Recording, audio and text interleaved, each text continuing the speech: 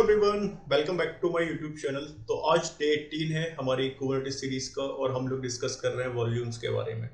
तो जो पिछली वीडियो थी हमारी डे 17 जहाँ पे हमने इंट्रोडक्शन देखा था वॉल्यूम्स का, बेसिकली क्यों हम लोगों को वॉल्यूम यूज़ करना चाहिए अपने माइक्रो सर्विसेज में बेसिकली। तो आज समझेंगे कुबरनेटिस में कुछ वॉल्यूम्स होते हैं जो हम लोगों को मिलते हैं। तो उनमें से पहला वॉल्यूम है MTDIR। ये नाम है बेसिकली वॉल्यूम को, और ये डिफ़ॉल्ट वॉल्यूम है जो हम लोगों को मिलता है जब हमारा एप्लीकेशन पॉड या कंटेनर स्टार्ट होता है तो उसके साथ। तो इसलिए मैंने यहाँ पे मेंशन किया हुआ है कि भाई ये टेम्पररी स्टोरेज है। मतलब अगेन टेम्पररी स्टोरेज का मतलब ये हमारे पॉड के, एप्लीकेशन पॉड के या कंटेनर के लाइफ साइकिल से डिपेंडेंट है बेसिकली। अगर हमारा पॉड डिलीट होता है तो ये वॉल्यूम भी डिलीट हो जाता है हमारा। तो ये MTDIR जो पहला और डिफ़ॉल्ट वॉल्यूम है जो हमें कुबरनेटिस प्रोवाइड कराता है।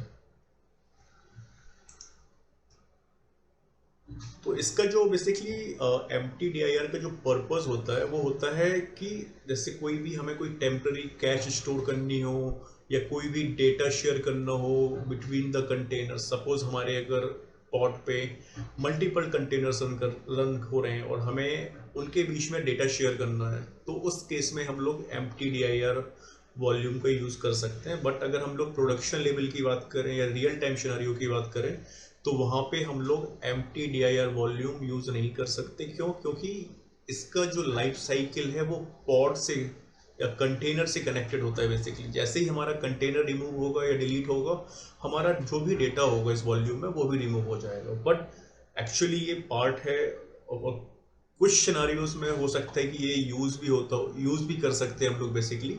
तो इसलिए मैंने सोचा कि चलो MTDIR को भी डिस्कस करते हैं जब हम लोग वॉल्यूम सीरीज शुरू कर रहे हैं। क्योंकि मेरा फोकस है कि हम लोग हर एक कंपोनेंट को कवर करें जो जो हमें मिलता है। एक्चुअली हम लोग उसको यूज़ ना भी करें तो ठीक है, बट हमें पता होना चाहिए कि डिफ़ॉल्ट क्या मिल रहा है, कस्टम हम लोग क्या ऐड कर सकते हैं। ठीक है, तो ये होता है MTDIR डिफ़ॉल्ट वॉल्यूम। अब एक और देख लेते हैं, जब हम लोग मैनिफेस्ट फाइल क्रिएट करते हैं अपने कंटेनर्स की या एप्लीकेशन पॉड की या डिप्लॉयमेंट की, मतलब किसी की भी, और हम लोग उसमें वॉल्यूम और वॉल्यूम माउंट ये दो ऑब्जेक्ट यूज़ करते हैं, तो इनका मतलब क्या है और इनके बीच में डिफरेंस क्या है, तो ये समझना बहुत ज़रूरी है आगे की सीरीज में बढ़ने के लिए। तभी हम लोग बेसिकली इसको अच्छे से समझ पाएंगे कि हाँ क्या वॉल्यूम है, कैसे इसको माउंट करना है। ठीक है, तो जो वॉल्यूम होता है बेसिकली ये हम लोग डिफाइन करते हैं कंटेनर के बाहर। मतलब जो हमारी मैनिफेस्ट फाइल होती है उसमें जो हमारी टेम्पलेट की या कंटेनर की जो स्पेसिफिकेशन होती है उससे बाहर आता है वॉल्यूम बेसिकली। ठीक है, तो यहाँ पे हम लोग डिक्लेयर क्या करते हैं, यहाँ पे हम लोग बेसिकली बताते हैं कुबरनेटिस को कि हमें किस टाइप का वॉल्यूम चाहिए है। तो यहाँ से एक हो गया MTDIR, दूसरा हो गया होस्ट पाथ, तीसरा हो गया कॉन्फ़िग मैप। तो ऐसे बेसिकली हम लोग कुबरनेटिस को बताते हैं कि हाँ भाई हमें इस टाइप का वॉल्यूम चाहिए है। तो ये जो हम लोग वॉल्यूम डिफाइन करते हैं, ये वॉल्यूम हम लोग डिफाइन करते हैं पॉड लेवल पे, कंटेनर लेवल पे नहीं करते हैं। अभी हम लोग देखेंगे डेमोन्स्ट्रेशन पे भी। और ये जो वॉल्यूम होता है ये ऑटोमेटिकली हमारे जो भी पाथ हम लोग माउंट कर रहे हैं उसको ऑटोमेटिक माउंट नहीं करता है कंटेनर में। बेसिकली ये क्या करता है, ये सिर्फ रेफरेंस करता है कि हाँ भाई आप इस टाइप का वॉल्यूम हम चाहते हैं। MTDIR हो गया, होस्ट पाथ हो गया या कॉन्फ़िग मैप हो गया, मतलब इस प्रकार के वॉल्यूम्स हम चाहते हैं। तो जो एक्चुअल हम लोग माउंट करते हैं वो माउंट करते हैं वॉल्यूम माउंट, जो कि हम लोग कंटेनर लेवल पे करते हैं। ठीक है, अब इसको हम लोग जो वॉल्यूम माउंट होता है वो हम लोग डिफाइन करते हैं कंटेनर लेवल पे, मतलब इनसाइड द कंटेनर। क्योंकि जो भी हम पाथ मेंशन करते हैं वॉल्यूम माउंट पे वो हमारे कंटेनर के अंदर का पाथ होता है। ठीक है, तो आई होप समझ में आया वॉल्यूम और वॉल्यूम माउंट में क्या है। वॉल्यूम बेसिकली एक तरीका है या टाइप है कुबरनेटिस को बताने के लिए कि भाई हमें इस टाइप का वॉल्यूम चाहिए है। फिर हम लोग जो वॉल्यूम नेम यहाँ पे डिफाइन करते हैं उसको रेफरेंस करते हैं कंटेनर के अंदर, वॉल्यूम माउंट्स में, तो उसको पता रहता है कि हाँ भाई आपको mtdir वॉल्यूम चाहिए, होस्ट पाथ वॉल्यूम चाहिए या कॉन्फिग मैप वॉल्यूम चाहिए। तो उसी अकॉर्डिंग हम लोग अपना माउंट पाथ बेसिकली जो होता है वो डिफाइन करते हैं कंटेनर के अंदर, ठीक है। इसको एक दूसरा एग्जांपल समझते हैं, जैसे हम लोगों ने यूएसबी ड्राइव यूज की है, ठीक है। तो जब हम लोग मार्केट से कोई भी एक यूएसबी ड्राइव लेके आते हैं तो बाई डिफॉल्ट एम्प्टी रहती है, ठीक है, उस पर कुछ भी नहीं होता है। तो ऐसे ही वॉल्यूम है, तो वॉल्यूम को हम लोग एज अ यूएसबी ड्राइव समझ सकते हैं। और वॉल्यूम माउंट कब होता है, जब हम उस पेन ड्राइव को या यूएसबी को अपने सिस्टम पे अटैच करते हैं, तब हम लोग देखते हैं कि हाँ इसको किस पर्टिकुलर डायरेक्टरी पे माउंट करना है या किस ड्राइव पे माउंट करना है, तो वो हो गया हमारा माउंटिंग पॉइंट, ठीक है। तो ये डिफरेंस है वॉल्यूम और वॉल्यूम माउंट्स में। अब चलो इसका डेमोन्स्ट्रेशन देख लेते हैं, उससे पहले हम लोग समझ लेते हैं कि कैसे कहाँ डिफाइन करना है इसको, वॉल्यूम को और वॉल्यूम माउंट्स को। तो हम अपनी एक एमएल फाइल खोल लेते हैं। अब देखो, अगर आप देखोगे तो यहाँ तक हमारा बिल्कुल सिंपल पॉड की मैनिफेस्ट फाइल है। API version, kind, Meta data, मतलब नाम हमारे पॉड का क्या होगा, स्पेसिफिकेशन के अंदर आ गया कंटेनर्स, ठीक है। अब ये कंटेनर पे हम लोग जनरली क्या डिफाइन करते हैं, अपनी इमेज, उसका नाम, पोर्ट और जो भी कमांड, मतलब जो कुछ भी चाहिए हमें कंटेनर्स में, तो वो डिफाइन करते हैं यहाँ पे। फिर इसी कंटेनर के अंदर अगर आप इंडेंटेशन देखोगे, चलो एक काम करते हैं, पहले इसको कॉपी कर लेते हैं विजुअल स्टूडियो कोड में, तब थोड़ा और अच्छे से समझ में आएगा इसको। तो यहाँ पे हम लोग चलो एक फाइल क्रिएट कर लेते हैं mtdir.pod.ml और यहाँ पे इसको कॉपी करते हैं, ठीक है। अब इसको मैं सेव करता हूँ। अब आप देखोगे जो वॉल्यूम माउंट है ये हम लोगों ने किसके अंदर किया हुआ है, ये हमारे कंटेनर के अंदर है बेसिकली, ठीक है। अगर हम इसको कंटेनर को क्लोज करेंगे तो वॉल्यूम माउंट हमारा गायब, मतलब वॉल्यूम माउंट जो हम डिफाइन करते हैं वो कंटेनर के अंदर करते हैं, ठीक है। वॉल्यूम माउंट में क्या डिफाइन करते हैं हम लोग, नाम और माउंट पाथ, सॉरी। अब जो ये नाम है हमारा माई टेम्प स्टोरेज, ये बेसिकली हमारा मैच होना चाहिए जो हम लोगों ने वॉल्यूम डिफाइन किया हुआ है यहाँ पे। अब ये वॉल्यूम हमारे क्या पॉड लेवल पे है, ठीक है। अगर आप इसका इंडेंटेशन देखोगे तो ये पॉड लेवल पे है, तो इसका जो भी नाम होगा इस वॉल्यूम का, सेम नाम बेसिकली हम लोग देते हैं अपने वॉल्यूम माउंट को। ये क्या हो गया, एक यूनिक नेम हो गया हमारे पॉड के अंदर वॉल्यूम का। और यहाँ पे हम लोगों ने यूज किया mtdir, ठीक है। अब ये हम लोगों ने बेसिकली कुबरनेटिस को बताया कि हमें mtdir टाइप का वॉल्यूम चाहिए है, तो अब यहाँ पे हम लोगों ने पॉड लेवल पे बता दिया इसको कि भाई हमें mtdir वॉल्यूम चाहिए, लेकिन कंटेनर के अंदर कैसे पता चलेगा, तो कंटेनर के अंदर जब हम लोग वॉल्यूम माउंट डिफाइन करते हैं, उस पे बेसिकली जो नेम हम लोग डिफाइन करते हैं वो करते हैं ये नेम जो हम लोगों ने यहाँ पे दिया हुआ है, ठीक है। और फिर ये हो गया माउंट पाथ, मतलब ये इस पाथ के अंदर बेसिकली जो भी हम डेटा क्रिएट करेंगे वो हमारा डेटा इस लोकेशन के अंदर स्टोर होगा, जो कि ये माउंट पाथ /data/temp, ठीक है। ये पाथ जो होगा हमारा वो कंटेनर के अंदर होगा, ठीक है, क्योंकि अभी हम लोग बात कर रहे हैं mtdir की, ठीक है।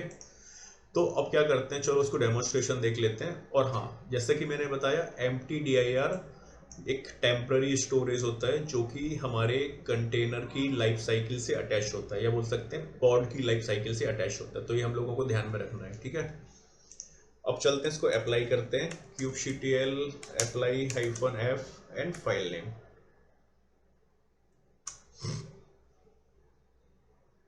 ठीक है। तो हमारा क्या हो गया, एक पॉड क्रिएट हो गया। इसको चलो वेरीफाई कर लेते हैं, kubectl get pods।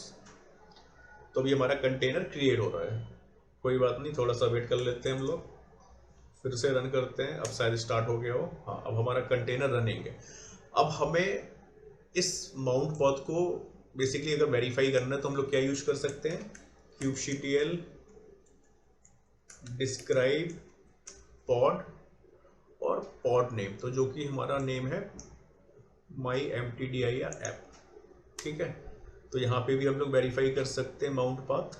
तो हम अगर वॉल्यूम सेक्शन पे जाएंगे तो ये तो हो गया हमारा वॉल्यूम का नाम, ठीक है।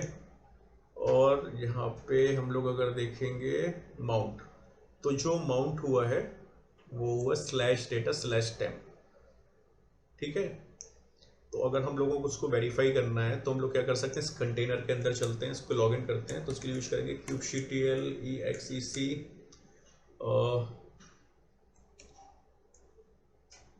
सॉरी नॉट IT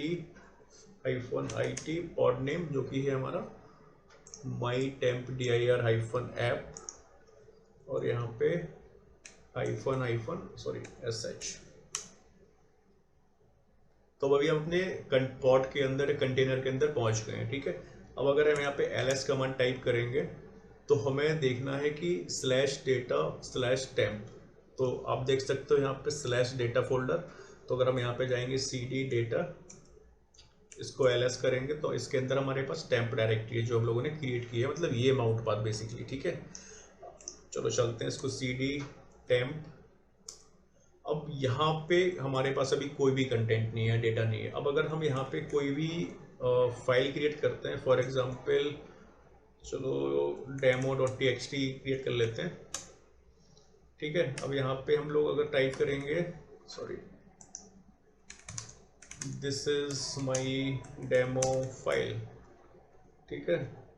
अब इसको हम लोग सेव कर लेते हैं। अब ls करेंगे तो हमारे पास एक फाइल है demo.txt जो कि स्टोर हुई है हमारे इस माउंट पाथ पे। अब अगर हम इस कंटेनर को डिलीट कर देंगे तो क्या हमारे पास ये फाइल एग्जिस्ट करेगी? अगर हमारा जब कंटेनर हम फिर से हम अगर कंटेनर क्रिएट करते हैं तो फिर ये फाइल अवेलेबल नहीं रहेगी। क्यों? क्योंकि जो empty dir होता है, वॉल्यूम, डिफॉल्ट वॉल्यूम, ये हमारी कंटेनर्स की लाइफ साइकिल के साथ डिपेंडेंट होता है।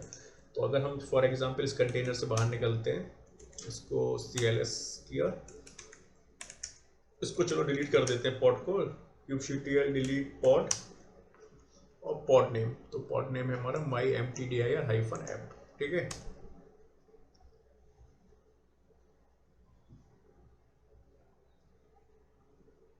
रियल टाइम पे जनरली हम लोग इस वॉल्यूम टाइप को यूज नहीं करते हैं, बट एक्चुअली हम लोगों को पता होना चाहिए कि कौन कौन से ऑप्शंस हमारे पास अवेलेबल हैं। मे बी कोई सिनेरियो ऐसा हो जहाँ पे हमें इस पर्टिकुलर वॉल्यूम टाइप का रिक्वायरमेंट हो।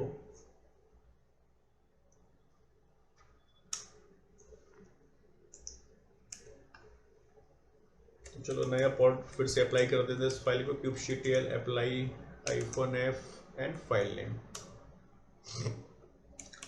अब फिर से चलते हैं पॉड के अंदर डायरेक्ट, क्योंकि हमें, चलो पहले देख लेते हैं स्टेटस क्या है।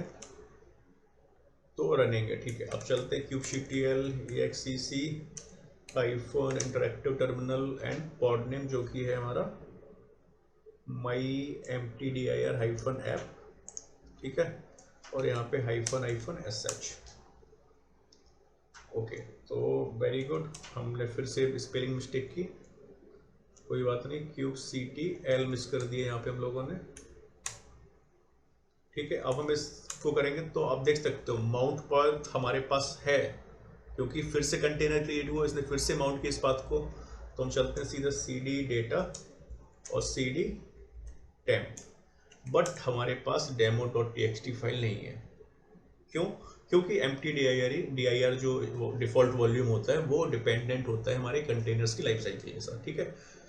तो आई होप समझ में आ गया हो empty dir का यूज़ क्या है बेसिकली, क्यों हम लोगों को उसको रियल टाइम पे यूज़ नहीं करते हैं, क्योंकि जब हम लोग वॉल्यूम्स क्यों यूज़ कर रहे हैं अपने डेटा परसिस्टेंट के लिए। बट इस केस में अगर हम लोग अगर empty dir यूज़ कर रहे हैं तो हमारा डेटा परसिस्ट ही नहीं है, हमने डेटा को अपने लॉस्ट कर दिया। तो इसलिए अपन लोग और जो ऑप्शंस है जो भी आगे की वीडियोस में देखने वाले हैं उसको मतलब हम लोग यूज़ करते हैं जनरली, तो वो आगे की वीडियो में देखेंगे। तो आज की वीडियो में इतना ही रखते हैं, मिलते हैं अगले वीडियो में। Till then bye bye.